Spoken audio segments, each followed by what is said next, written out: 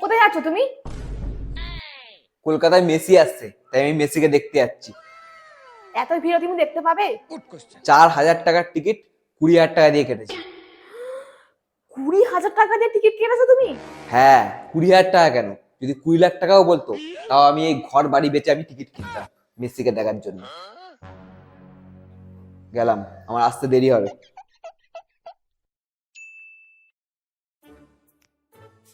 এ বাবা, তোমার কি হলো? এ বাবা, তোমার এরকম হাল কে করলো? মেক্সিকো দেখতে পেয়েছো নাকি? আর তোমার জামা কাপড় কোথায়? আচ্ছা, ওঠো। মেরে পিঠে ছাল লাগানো খুলে দিয়েছে আমার।